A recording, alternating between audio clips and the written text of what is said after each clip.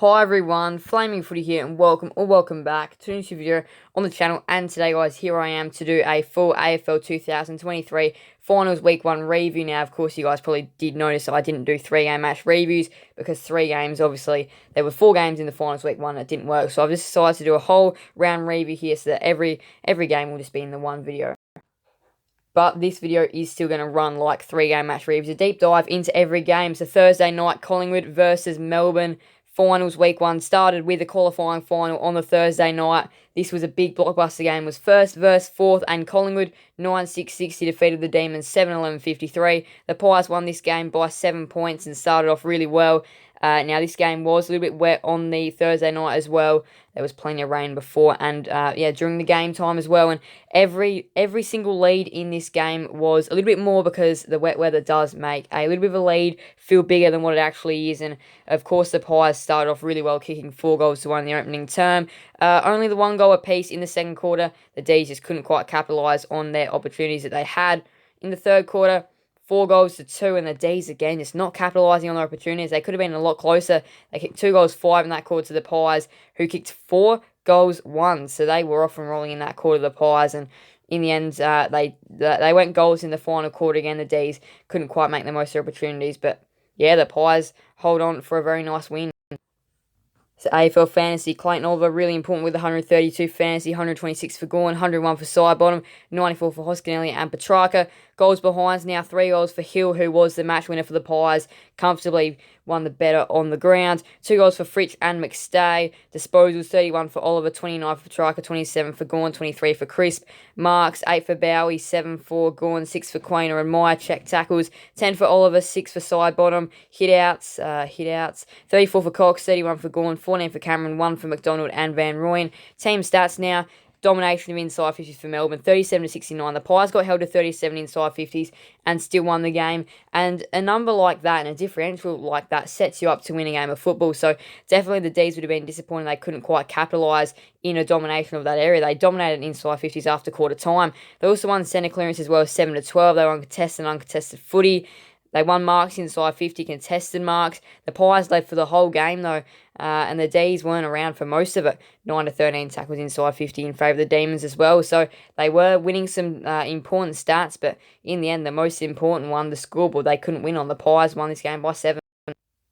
So Friday night was the first elimination final. Of course, the Pies progressed to the prelims, and of course, the winner of this eliminated the winner through the semis, and this game was a very interesting one. Carlton won it by 6, Carlton 11-8-74 to Sydney 9-14-68. The Blues win it by 6 points, and it was a very fascinating game of footy, this one. The Blues started off pretty well. They did own the first quarter, but again, though, accuracy for the second game in a row, accuracy really does hurt you. And the Swans kicked 1-5 in the first quarter and couldn't capitalise on their opportunities compared to the Blues 3-2. And in the second quarter, it really hurt the Swans on the scoreboard. It really did. It was out to about 30 points at half-time, something around the lines of that. And the Swans, again, only the 1-1 in that quarter. And the Blues just managed to fire off. They managed to head off away. Third quarter, the Swans brought the Blues back to reality. 3-5.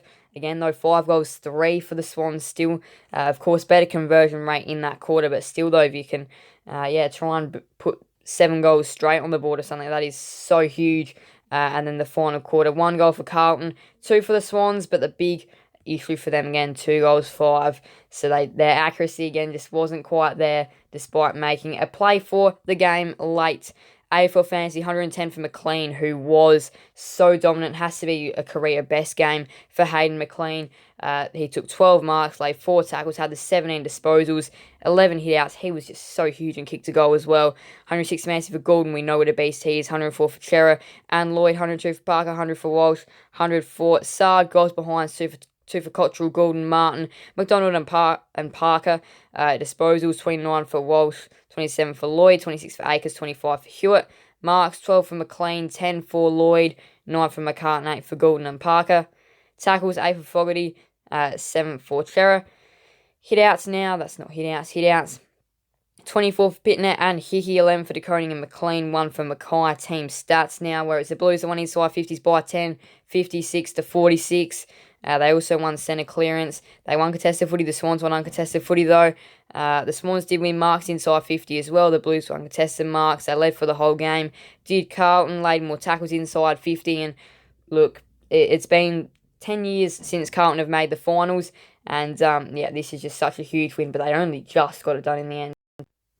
Alright, so Saturday afternoon at the MCG was another elimination final, this time between the Saints and the Giants, 6th versus 7th, and the Saints 11-11, 77 defeated by the Giants 15-11, 101. The Giants win this game by 24 points, and they advance, and there's a big sound from the west of the town. It is the Giants as they march through to the semi-finals, and what a huge win this is for the Giants, definitely the underdogs in this final series, but I feel like personally they can do a lot of damage and showed that in this game. They were capable of winning this game and winning it by a convincing margin at one stage.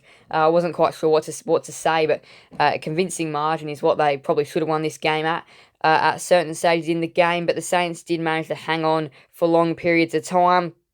They did start it off really well before then. The Giants got a grip late in the quarter and managed to get out to a nice lead. In the second quarter, they extended their lead to about 40 points. And the Saints managed to respond. And then again in the third quarter, it took a little while for the teams to get rocking and rolling, but the Giants did. The Saints responded and carried on that response into the last quarter, where it looked like they could have possibly won the game, but the Giants were able to respond, kicking a couple goals. And then the Saints managed to kick the last goal of the game, but in the end, it didn't really matter. As the Giants went on for a 24-point win, 138 fancy for Marshall, 114 for Steele, 113 for Ash, 112 for Tom Green, 110 for Hill, 102 for Briggs, 100 for Sinclair. I do want to see how many Toby Green got. Kelly was a huge player. Toby Green only got the 69, but again, though, he might have been, he was probably clamped and but yeah. Anyway, though, Riccardi kicked the 3 goals, 3 for King as well, 2 for Bedford, Hill, Sharman, Kelly, including a ridiculous goal, 2 for Brown as well as Hogan. Green again, though, didn't quite make the most of his chances with the 1 goal, 2, 38 disposed for Steele, 35 for Tom Green, who had a huge game, 31 for Marshall, Whitfield, Ash, 29 for Hill, Marks, 9 for Ash, 8 for Battle, tackles, 7 for Gresham, hitouts, 28 for Briggs, 18 for Marshall, 7 for Keefe. Team stats now, where it was the Saints that won inside 50s, 56-54 in a tight battle in that stat area. The Giants won centre clearance 11-14, and the Saints won stoppage clearance. The Giants won contested footy, the Saints won uncontested footy. Marks inside 50, 9-15 in favour of the Giants. Contested marks, so the Saints won that area. The Giants did lead for most of the game, and they won the tackle count only just, but a very good win here for the Giants. They progressed.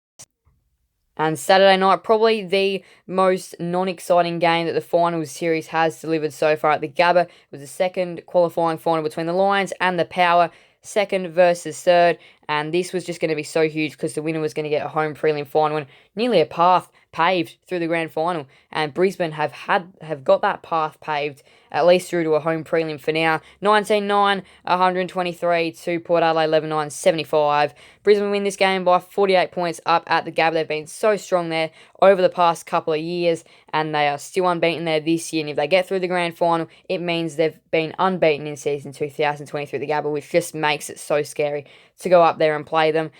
So they start off this game really well, and Port Adelaide actually hit the lead in the second quarter, but Brisbane did manage to respond and have a tight lead. It was a close game at halftime. They only just had the lead. In the third quarter, though, it was a bit back and forth. Lions started off really well. The Power responded, though, for a little bit, but then it was just, 1, 2, 3, 4 goals late in the quarter, which was about sealed game over, really, at three-quarter time. And then the final quarter, 3 goals for the Lions, 2 goals straight for the Power. Not much the Power could do in the end, and they did have some horrible luck, though, with injuries and sub on the night, with the injuries and the substitution. Zach Butters, 124 fantasy, 102 for Lysette, 97 for Danaher, 95 for Dunkley and Houston, 94 for McCluggage. Goals behinds, 5 goals for Danaher, who was absolutely huge. 4 for Lord, who really kept Port Adelaide in it in this game. 3 for Rayner and Fletcher, 2 for Power Pepper, Cameron and Marshall. Disposals, 29 for Butters, 28 for Rosie, 27 for Houston, 26 for McCluggage. Marks, 8 for Wilmot, 7 for Hipwood, Lester, Starcevich, Bergman. Tackles, 9 for Dunkley, 9 for Lysette, 7 for Dunkley and Butters. Hitouts, 38 for Lysette, 34 for McInerney, 1 for Danaher and Lord. Team stats now. The The Lions comfortably won the inside 50 count 64-48. So comfortable win there for the Lions. They also won centre clearance 15-12. The Power on top in the stop with clearance, so 24-31. Port Adelaide won contested footy. The Lions won uncontested footy. Lions won marks inside 50 contested. Marks led for most of the game. And then tackles were in favour of Port Adelaide. But in the end, though, the Lions, they paved their path through to a home prelim final, which is huge. So there we go, absolutely massive stuff. So just going to recap the results. The Pies defeated the Demons by 7 points in the qualifying final. So the Pies are through to a home prelim at the MCG. The D's play a semi-final. Carlton, they eliminated the Swans. They got through to a semi-final by 6 points. The Giants, they get through by 24 points over St Kilda, who are now eliminated. And the Lions get a home prelim, defeating the Power by 48 points, who will be playing in a semi-final. So the semi-final fixture is officially out as well. If you haven't already seen it, this is what it looks like. Friday night, Melbourne and Carlton at the MCG. Of course, it's loser goes home from here. And then Saturday night, Port Adelaide versus the Giants at the Adelaide Oval, which the Giants have a good record at the Adelaide Oval. So, yeah, 2 huge games coming up in the semi-final rounds. But yeah, 2 absolutely cracking games. They should both be absolutely brilliant. And of course, the winner of Melbourne and Carlton plays Brisbane at the Gabba in the prelim final. And then the winner of Port Adelaide versus the Giants, we're taking on the Pies in a MCG preliminary final. And then, of course, the 2 winners of the preliminary final meet in the preliminary finals, meet in the grand final. And yeah, that's the season. So, not a lot of footy left, unfortunately enough. But, of course, though, we've still got some brilliant footy to come. And, yeah, these semi-final games look absolutely brilliant. But I'll be previewing more of those in the semi-final preview. This was a review. Thank you, guys. It was so much watching. Please do make sure to leave a like and subscribe and hit that notification bell. See you guys in the next video on the channel. Thank you, guys. It was so much. Bye, everyone. Flame footy out.